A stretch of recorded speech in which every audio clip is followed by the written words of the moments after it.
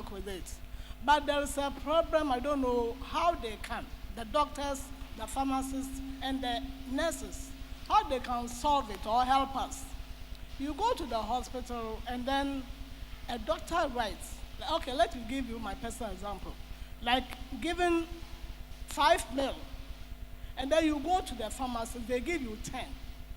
Then like me as an educated person will tell them that I use 5 mil because they tell us that we have to know our medicine. And then you go, they give you this. Somebody goes, not literate, an illiterate from the village, and then you give that one to the person. She goes, or he goes to take it. And then like we're saying, the consequences. So like me, I go back and tell the doctor, doctor, what are you doing to your people? Because I've been facing sometimes I face the challenges. They always, they give, and then sometimes it's like so you have to break. In fact, I go and tell the doctor, so what are you doing? Like my case, I can read. When you give me medicine, I will sit down, take the leaflet, read everything before applying. But I always think about those coming from the villages. Because I have an experience, my first daughter nearly died. At the hospital, that was long time, at Kwesimintum, we were using the bottle. That you put your bottle down, they put medicine in it. And I was waiting, this girl was seriously sick. I was waiting. The pharmacist was conversing with, I don't know, the girlfriend or what. And the girl was also suffering, so I said, oh, it's been a long time, so what are you doing? Then he gave me medicine. I came, he said I should give, she was 6 years, so I should give 1 teaspoonful before, 2, before she sleeps. So when I came, I did as the doctor said. Then as soon as I gave the first teaspoon, she said the tongue was over 1. Something piercing. But I said, oh, doctor said you should take 2, so take another. I gave the second one. By the time I came, the kitchen, the hall, and those, by the time I came, she had collapsed. In fact, we applied the first aid we had, and then finally, it ended us at a private hospital. They mixed medicine, and they said they were spoiling what has gone inside. The next time, we went and reported, and they came from Kwesimintum Hospital. They took the medicine to lab. And they saw that if for external use, it shouldn't even be swallowed. So finally, they came and apologized that once the girl is alive, we shouldn't take it further, else it will affect them. With this. All right, so the question is, what are you doing to help those who are illiterate so that they can take the right medicine at the right time, at the right dosage? Can we have the second question? Before I ask a question, I would kindly encourage people concerning what Professor just said on business, the mindset. I know an individual who made up his mind to set up his own business. I just want to say this to encourage people before I ask my question. He started from a very low income type of family and was nearly unable to go to the junior high, to go from junior high to senior high. But he determined, cracking stones himself, and was able to go to the senior high. When he was able to enter the university, he saw that it was going to be very difficult for him to maybe acquire a job from government sector or something. So he decided to do something for himself, chose a topic at the university which read affordable schools for needy children. And that topic attracted attention, and he was able to establish his own schools. He has a lot of schools in Ghana, some in Kaswa, Swedro, Cape Coast, elsewhere. And when this very individual decided to get a woman to marry, he went in for a woman, a very intelligent, entrepreneurial person from a very rich family. And his family, my side, started discouraging him. How can you, from this type of environment, go in for a woman of that high caliber? And this, my boy said that, me, I'm also going to be rich. And today, he has a lot of schools, he has a lot of businesses, publishing house, and so on. And I want to say this to encourage all of us who want to make up our mind to decide here and now. My question is, Prof, can the 60-year-old people decide to establish a business? All right, we are taking 5 questions. Please, I gave permission because they are mothers, you understand. But the young ones, please summarize them for us. As our mothers, we have to allow them time to talk. But the young ones, summarize them for us. Please, my name is Andrew. My question goes to Doctor.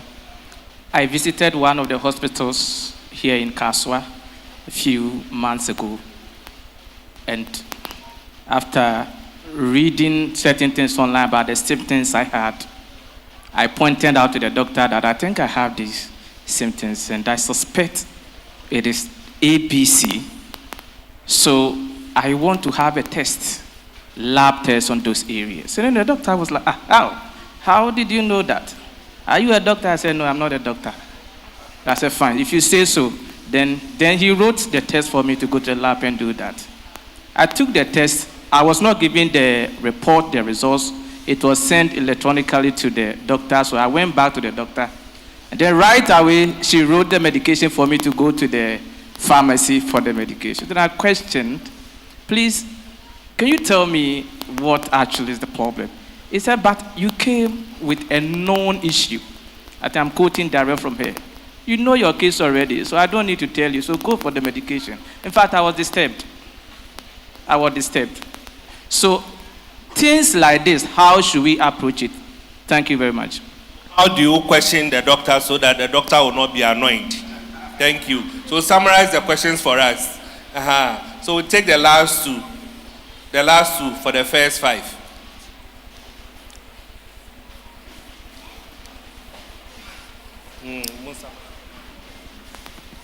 Thank you very much. Please, my question is to Doc. I wanted to ask, what do you think about passion and business? Thank you. So it goes to Professor. Passion and business. Passion and business. How do you marry them? The last one for the first round. Right. I want to know from Doc, at age 40, how often should one go for the prostate test? How often? The frequency? Thank you very much. So we have our first 5 questions. So please you can address them. Thank you very much for the wonderful questions. Please, should I stand? Okay. Oh, I should sit. Okay. Thank you. So, Mommy's question, it's something that is really very common in our health sector. Ghana, we have a challenge. Doctor to patient ratio has been a challenge. Ideally, if a doctor writes a medicine for you and you go to the pharmacist, ideally, you can come back and show it to the doctor. To be honest, there's been countless times that you write medicine as a doctor, and if by chance the patient brings the medicines to you, it may be totally different medicines. Very unfortunate, especially even those that goes outside to buy the medications. Some pharmacists, excuse my words, are quite greedy. Sometimes, or will know on the shelves, may I say, I'm pushing in Temwa. In the doctor natural ABS, cephalozyme, and cephizim, azithromycin. Then she tells you, drawways also can also equally do. So if you don't know, you just take it like that and go home. But maybe the doctor knows why he's giving you that particular medicine at that particular time. So ideally, if it's possible, bring it back and show it to the doctor. But our challenge is that sometimes even when you see the OPD, the outpatient, how people are crowded, and the pressure on the doctor, you alone will advise us, oh, I can't go back. Let me just take it like that. It's very unfortunate. Now, my advice is that public hospitals, are overcrowded. I still want to encourage people that sometimes you see that maybe a meal corner is not helping me. They don't get time for me. Because any medicine the doctor is giving you, he should be able to explain to you what the medicine is doing. Sometimes, as far as giving you the side effects and all the things that you should expect. But we don't get that luxury, to be honest. And so it's a challenge. But what I would advise is that if you have the money, that's why I said you should invest in your health. It's not always that you should public hospital, main cancer public hospital, but time change the hospital. And your bad is just go and relax, and air condition, you're sure fine. They have a policy that a doctor should spend up to about 15 to 30 minutes with a patient. Sometimes you can even go as far as conversing, talking about football to that extent. You go to a public hospital where one doctor is seeing about 50 patients, and you don't have the luxury to even converse. By the time you even say your complaints, the doctor will throw a drama. You understand? That is a challenge. And so the reality is that if you have the money, if you have invested so much, you can change hospital. You can change the hospital. But you still have to push to show your medicines to your doctor, if you get. Or even at the pharmacy, ask them questions. Sometimes in Roni Sisio, they've lined up the medications. And so while he's taking one patient, your own, then you pick another patient's drugs and give it to you. You send it home. But you can ask the patient, oh, a drobeni a diamami, main fan is saying. And so the person will tell, oh, a droway is for ulcer. But you knew that the doctor told you have typhoid. And so a draw now catch on here ulcer draw, then you know that no, there's something wrong. So those are some of the things. So our advice.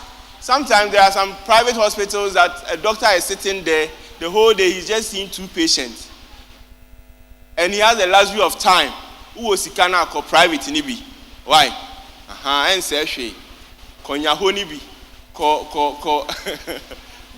You know, there are some hospitals that you even have to lie on the floor because they don't have beds. Somebody will give birth on the floor. Why? Because they don't have bed. And that place is affordable, airful. And you know, then you have to make do with that. No. If you are able to invest in it's the same doctors that are the private. And so please, if you have those challenges, let's try. Don't joke with your health. And for health in Niagara. Amen. Yeah. And see, always ask questions. Ask your doctor, ask your pharmacist. And then our brother asked a similar question that you go to a hospital and you'll be now doctor anymore, I'll say, doctor, me malaria. Then some doctors will be furious. Only malaria could treat you when. You know, sometimes, you know, there is a process that you have to go through. One, because something history taken. And so the doctor will have to take the history. The fact that you have headache doesn't automatically mean that you have malaria. Maybe you have read on headache and they said symptoms of malaria is headache. So you come into doctor and say, oh, doctor, me malaria. Oh, me headache. Maybe your headache is not because of malaria. So you tell the doctor the problems that you have. I have headaches, I have fever, I have chills, I have nausea, vomiting. And then doctor will say, okay, do you have this, that?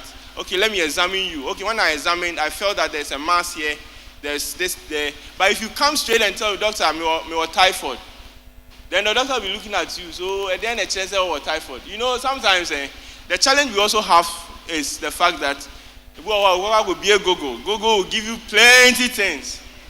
It's the doctor's duty to fish out what is important.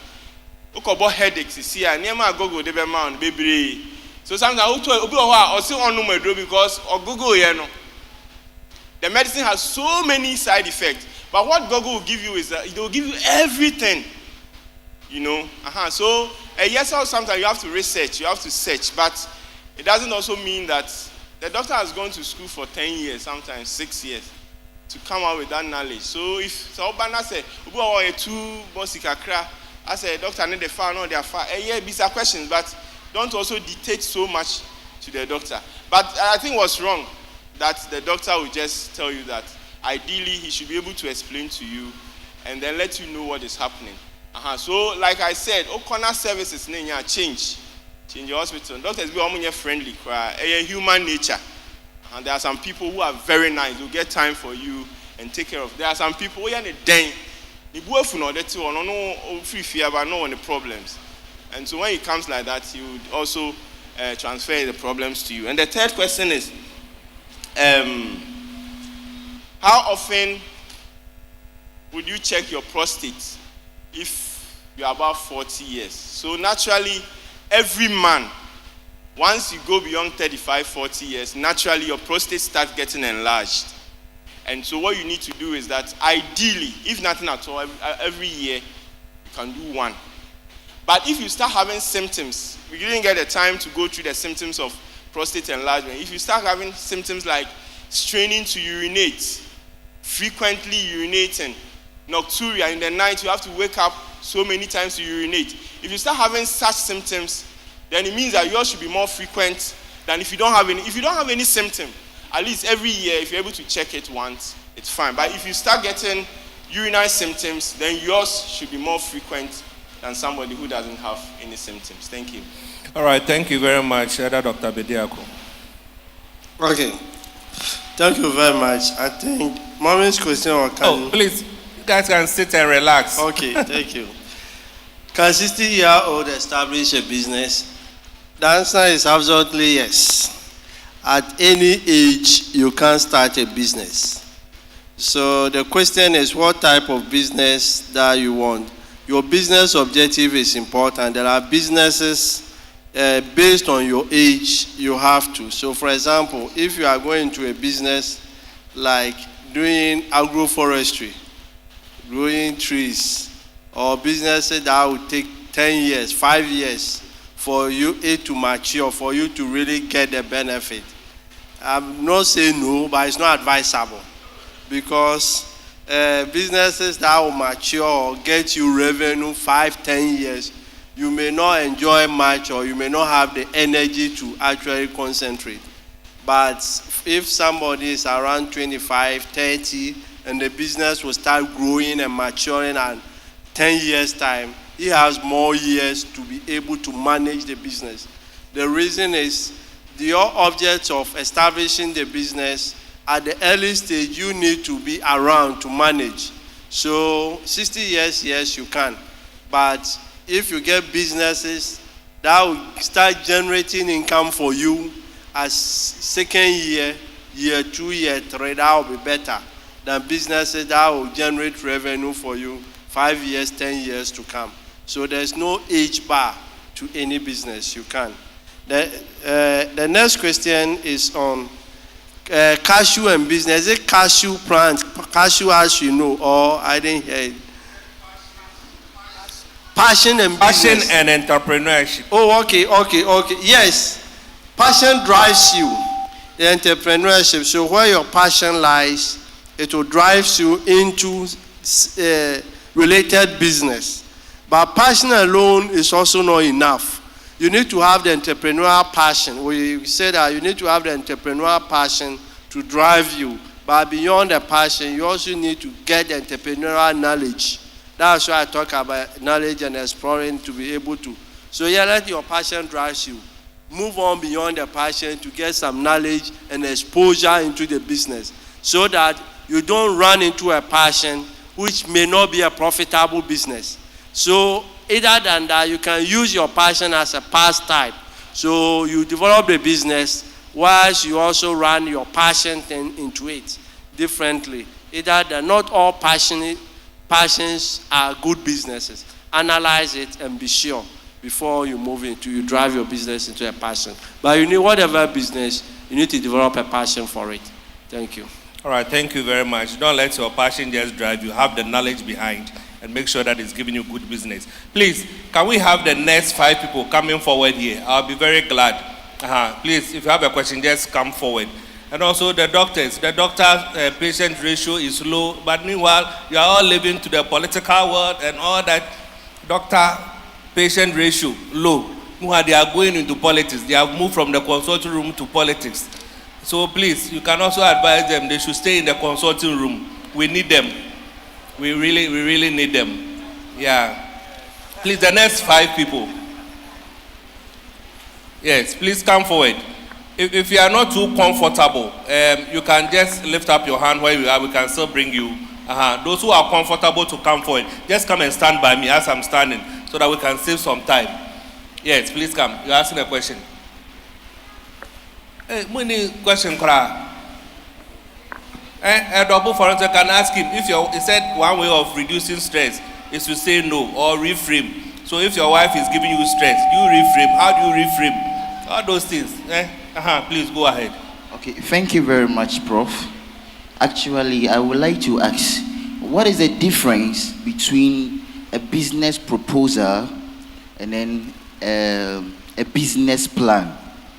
And then secondly, my question goes this way. How do I write a business plan, or how do I go about a business plan? Thank you. Do the next person. Yeah, my question also goes to Doctor. Mine is concerning entrepreneurship. These days, I believe many people want to enter into business, but the fear of government regulations. You sit and listen to the radio, they are collapsing people's business. I know a friend who started mobile money business. The very day he opened the office, he rented the office, the very day he opened the office to set up the place, these municipal people came in that he has to pay a business operation permit, while the person has not even started doing anything. So that one alone, if you don't have the courage, how do you continue the business? So in such situations, how do you motivate yourself to bring to bear your vision or your initiative? How can we encourage ourselves to come out with the ideas that we have, so that at least somebody can also benefit from the business you are doing to reduce the unemployment rate? Thank you. Good question.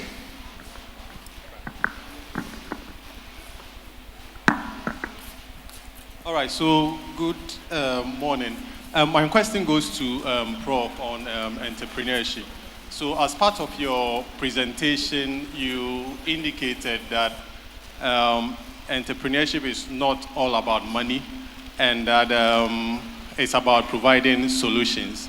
And you also indicated that the money is actually the reward and not the end goal.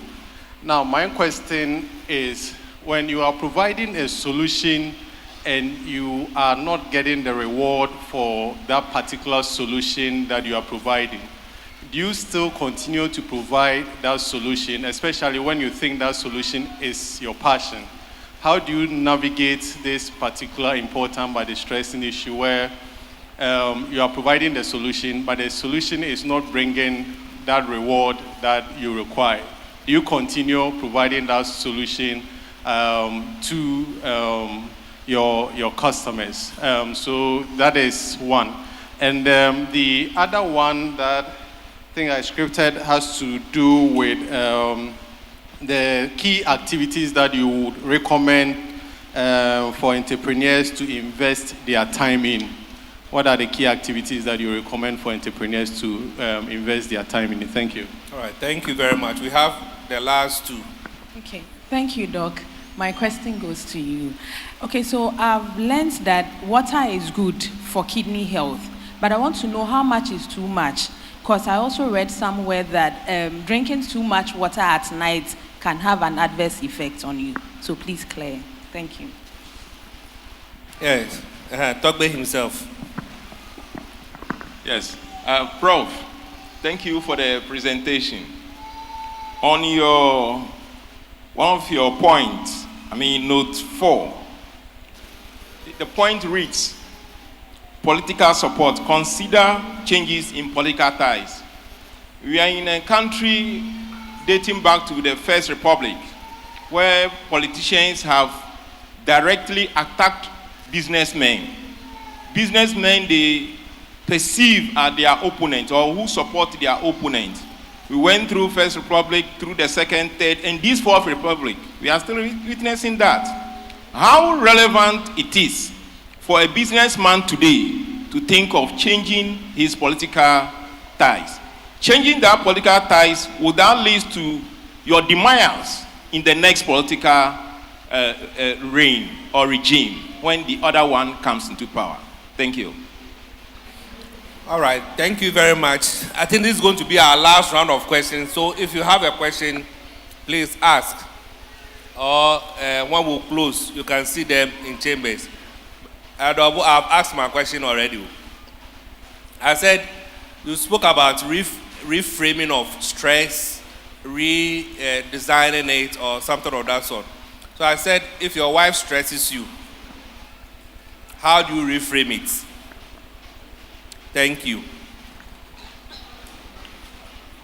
Okay, if your wife, your spouse stresses you, your wife or your husband stresses you, how do you reframe it?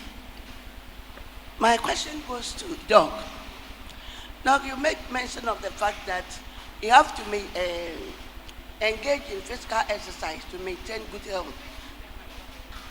To maintain good health, I want to find out if someone has an underlying condition, can the person engage in constant exercise? Because there was a situation where someone was doing exercise, and because of that situation, the person collapsed and died.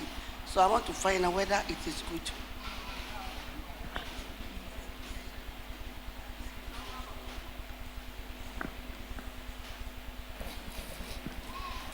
Okay, so we'll take the last question. I want to ask our elder Obo. There's so much suicidal thought in the system, and it all has to do with people not accepting who they are. So what mechanism, if the person is having that difficulty accepting who he is, how do we, the society or the environment, help bring that person out of that situation? All right, thank you very much. Panelists, I think can I start?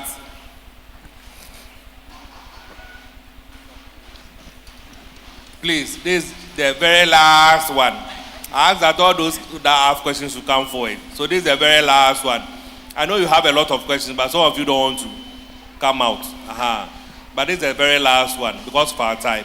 Okay, thank you very much. Thank you. My question is to Doc. The prostate.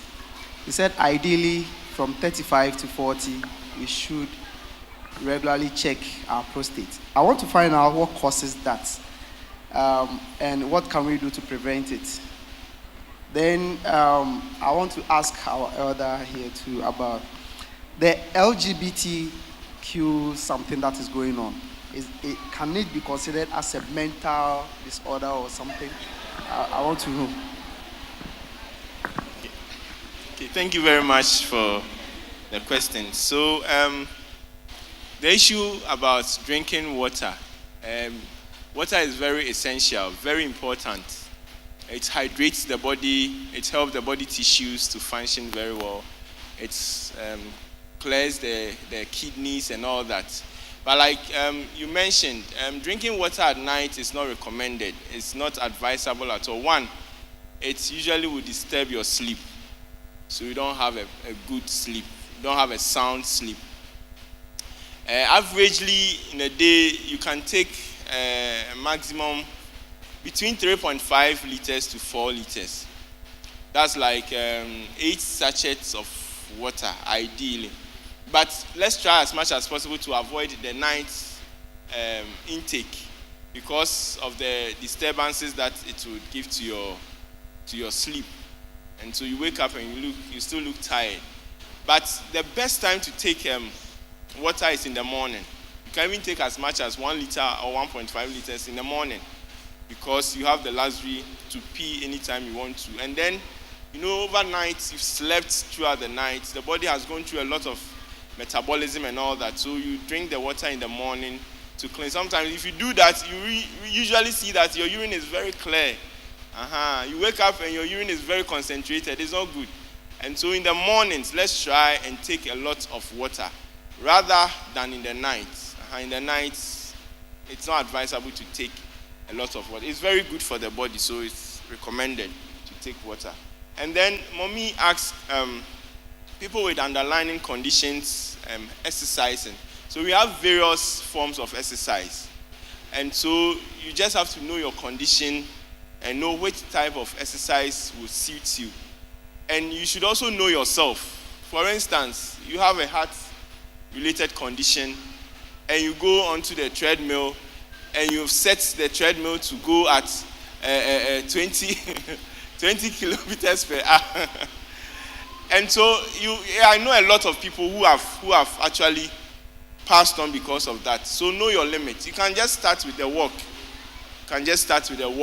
And then you always try to, as you are doing it, you progressively increase it. So today you do like 5 minutes walk and you feel comfortable. Maybe in the next week you want to do 6 minutes, you want to do 10 minutes. The moment you start feeling tired, you have to stop. The body will tell you that, hey, you are going too fast, please relax. And so you have to know yourself. And sometimes when you have such conditions, it's also good to seek for advice. We have people who have been trained to do that. And so depending on your condition, they can tell you the type of exercise which is very good for you. And then prostate, our brother asked what causes prostate. Most medical conditions, I must be frank, that we don't know the cause. Somebody will ask what causes cervical cancer. What causes? We only associate and then we only connect and say that, oh, you are at risk of doing this. Somebody will ask what causes hypertension, diabetes. Most medical conditions, we do not know the actual cause. Apart from the ones that like malaria, typhoid, you know that malaria, we are bitten by a mosquito which carries, a female Anopheles mosquitoes which carries a parasite. But prostate, we don't have the actual cause, but we only associate them with risk. So the older you are, the higher your risk. Sometimes our diet, and so if you are doing more meat, you are doing more, more of this red meat and all that, you are at risk of getting it. So there are people who have taken red meat and they didn't get prostate. There's this argument that people who have regular sex are exposed to prostate enlargement and cancer. But I also know a Roman father who said he hasn't had sex before and has prostate cancer. And so it's very difficult and tricky. And so what you need to do is that most of the things that help us is doing more vegetables and fruits, reducing oil intakes, reducing the meat intake. One of the vegetables that help with the prostate health is the tomatoes. It's very important. Tomatoes is very good for prostate health. And then there's alugin to bean. You know it.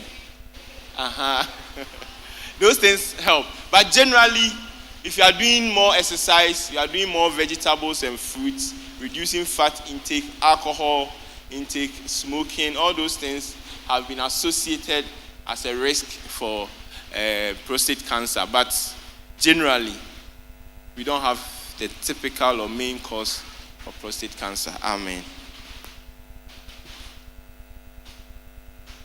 Thank you very much, Doc. I think I've picked a research topic on your prostate cancer, which we have to research further. Anyway, I think there were 5 questions. Let me quickly go through them.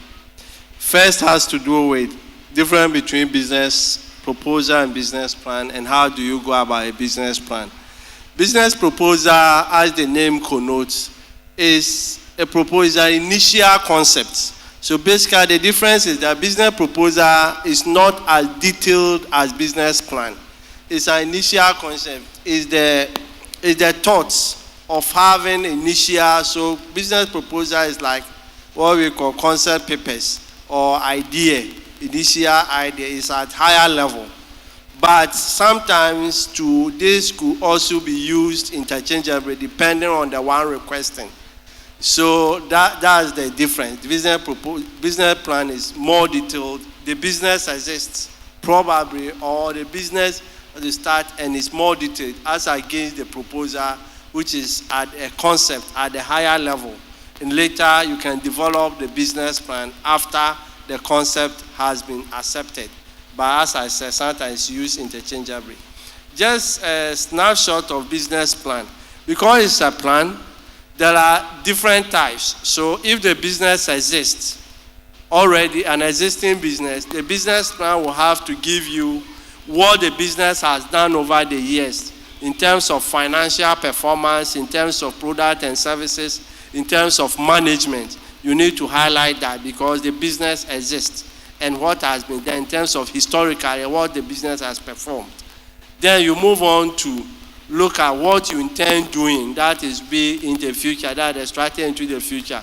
So you touch on also the management, the new product you want to introduce, probably if there is, or services you want to provide, the financials, the projections based on the product and services you want to provide, the financial projections as it is, which also cut on the cash flow, the income statement, among other things. So basically, tell us where the business is, what it has done over the years, and where you want the business to be in the future, both in terms of financials and the narrative, which takes care of the management location, among other things.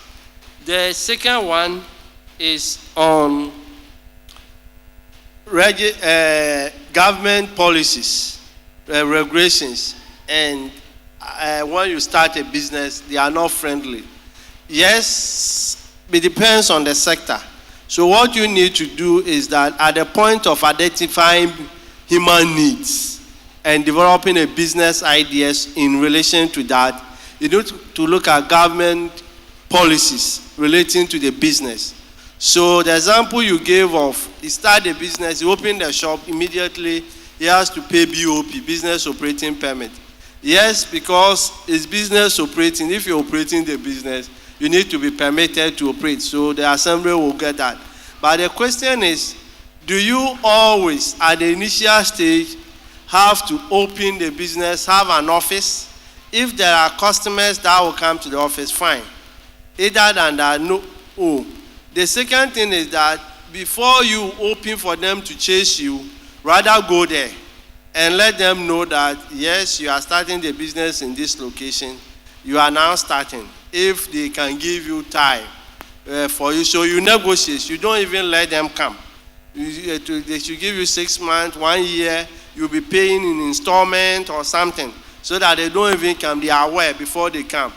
If it happens like they came, you can also negotiate. The business operating permit does not mean necessarily you have to pay. I have some business in East Legon. Every year, they bring the business and I said, the money is there, but I'm managing my cash flow. So we agree on 3 installment payments. First in the first quarter, second quarter, and probably the fourth quarter. So that because even if the money is there, 15,000, 10,000, I'm managing my cash flow.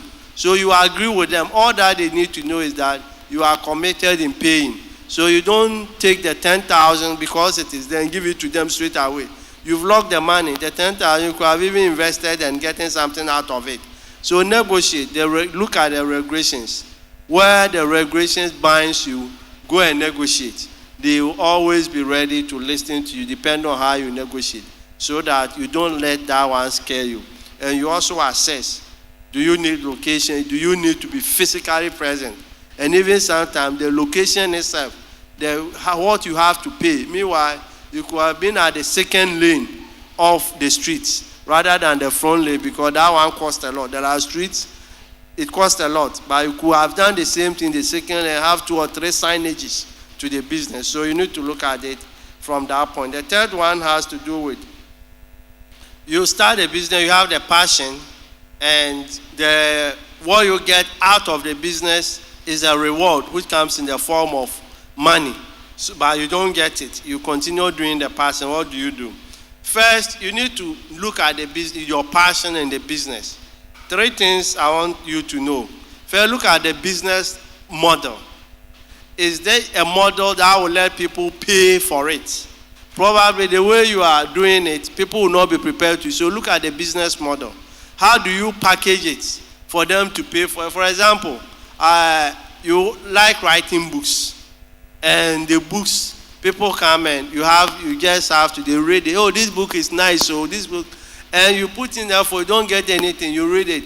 Can you look at other online platform or getting to commercialize it in some way? So look at the business model. That's the first one. The second one is look at your targets. Is it a target that is prepared to pay for the service that you are providing or the product you are selling? If that is not the target, change the targets. Either than there are people who will be prepared to buy that target. Probably there are people in your locality. They are all your friends, and you appears not to be able to charge them for the service. So obviously you not get a reward for that. So change the target, expand the target, expand the scope of the target. The third one, apart from changing the business model, looking at the target and expanding or changing them, is to look at the location. The location that you are, is it a location people are prepared to pay for the service? They enjoy the service when you run, when you speak, they enjoy, but is it something that they are prepared to pay for? So look at the location in addition to the model and the target.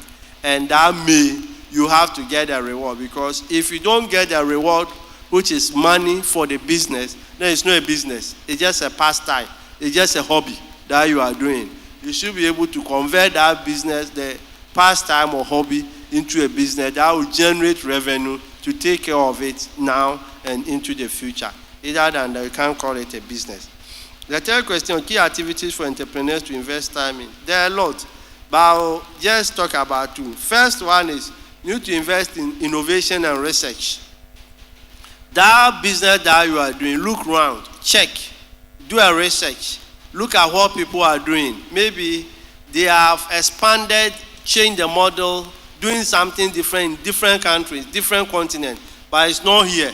So invest in it, research on it, innovate on the business so that you always come out with new products. There are companies that produces one or two products for 200 years because they always change, innovate to come out with something so that people will not say, we know it. The next thing you need to spend time on is association. Look out for business associations. Association of Entrepreneurs, Association of Media, Association of NCCI, AGI, related associations, and associate with.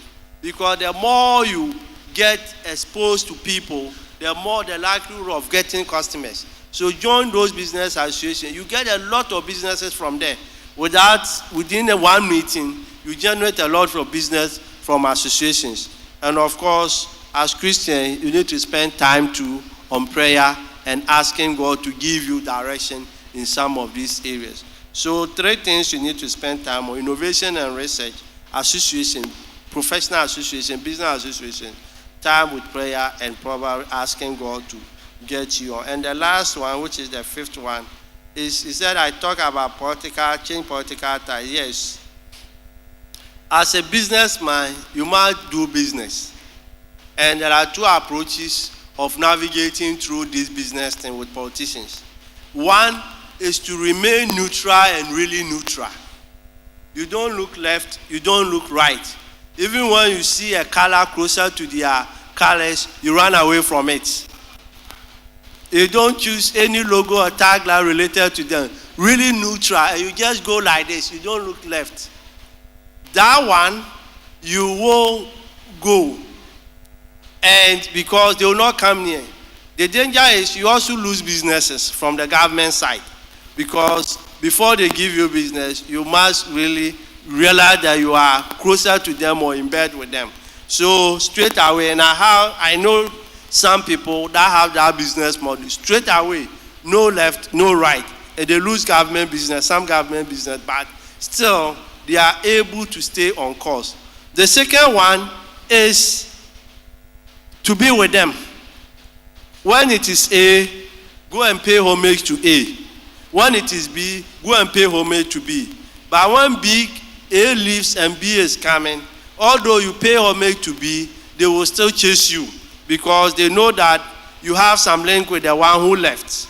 So you should be able to play that cards very well and associate with them. That is also dangerous because at any point in time, the initial stages of the entry, you have challenges. Until they are comfortable with you 1 or 2 years, then you flow together. If there is a change, you still come back to the challenges. So you need to look at the business. If your business is highly government oriented, you have no option than to go with option B, where you have to be good with both. But if it is not government oriented business, you can go straight and watch in between the two corridors. Don't look at any of them. And once they realize that you are principled and you are just like that, you end business with them. They will come to you. They will approach you because you've set the boundaries. So, but any attempt to just be with A and AA, immediately B comes, the A will be cancelled and you will be affected. Before you read, that's why the business blows. When the party goes in opposition, you also go in opposition. Meanwhile, you are not a party executive. When it comes to power, your business comes to power. In that case, it's not a sustainable business. You are really running a risky business. And financial institutions and very good credible institutions may not want to deal with you. So these are the issues. Thank you.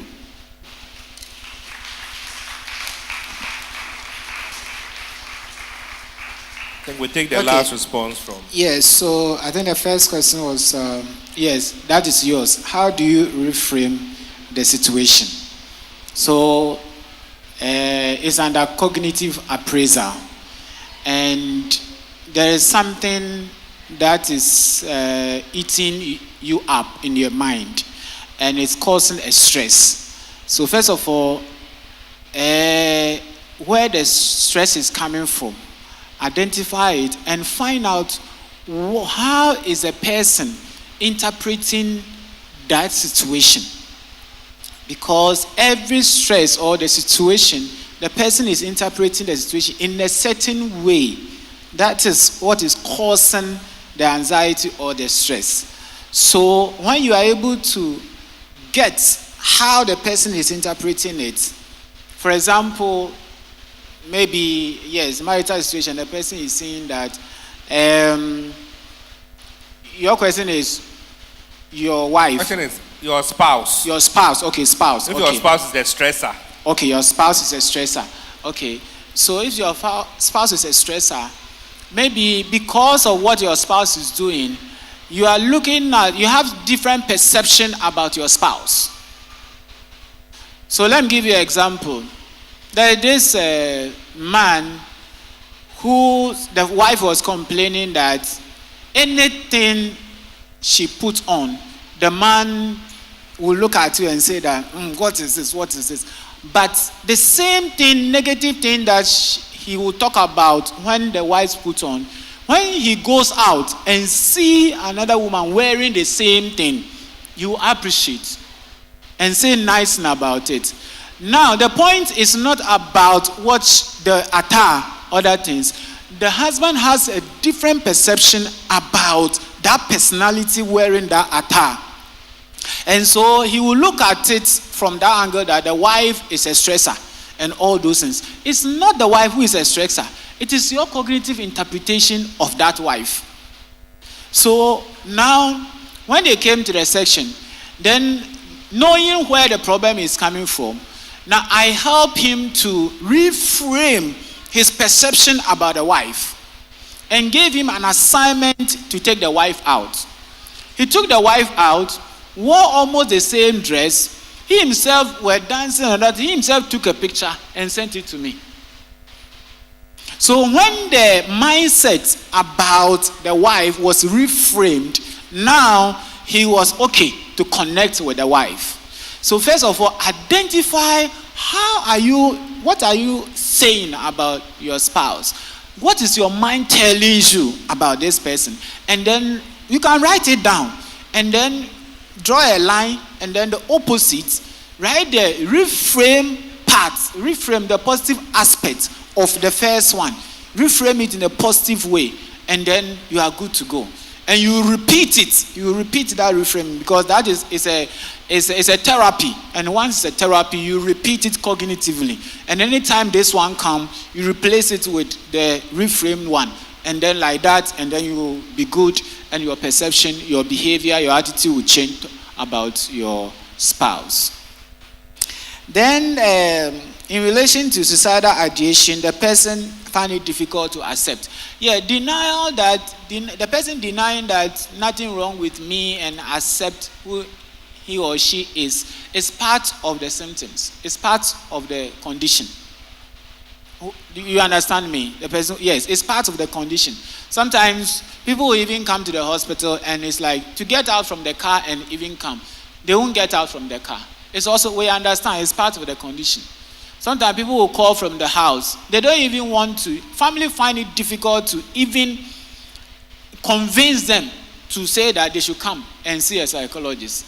It's also, we understand, it's part of the condition. So what you do is that begin from showing them all the love that you can. Show them all the love that you can. Be in their shoes and show them the love. And then from there, you can begin to instill some kind of hope. Because that's where it starts from. You instill some kind of, because they have suicidal ideation, you can instill some kind of hope. Okay? And as you are a Christian, you can even share some motivational messages with the person, just to instill hope. Then from there, also, you instilling hope, you can let a person know that all the people around him or her need him or her alive.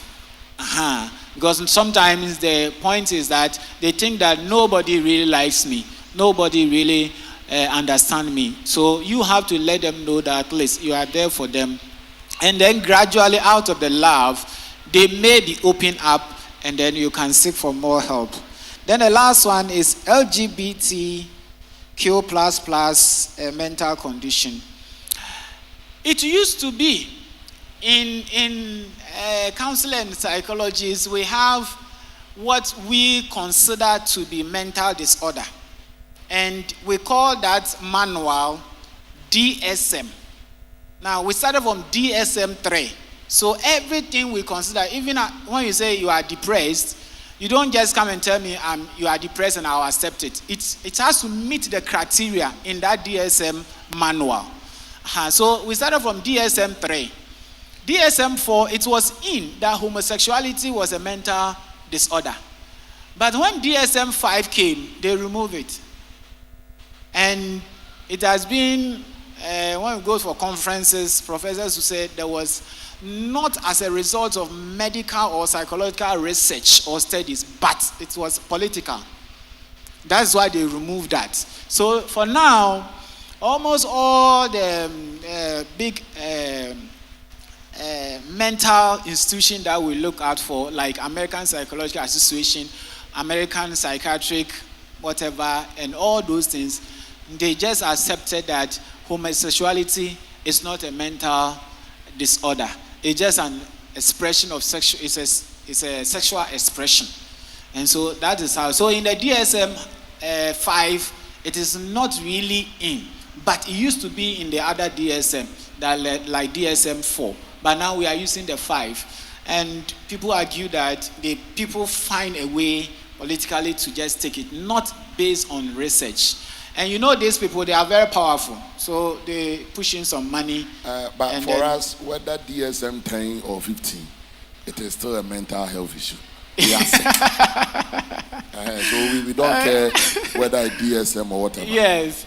So that is what we still looked at it. So from different angles, they need help. So in any case, when people are going through such conditions, we help them. We help them psychologically in terms of counseling, and then they get out from it. You understand? And so that's what I'm saying, that it wasn't based on research, according to what we have heard, that it wasn't based on research. So people find their own ways just to take it so that it will open the floodgate for them. But people still maintain that in terms of research, it is a mental health condition, that they need help. Amen. Oh, you can do it better for them. Like Pastor said, with DSM, it's a mental disorder. When you are supposed to pass through this way to go to your house and decide to go and pass another way to go to your house, are you normal? Put your hands together for them. They've done really very well. Please, you can take your seats. Or you can do it for them better. Or give them some standing ovation. Oh, come on, come on.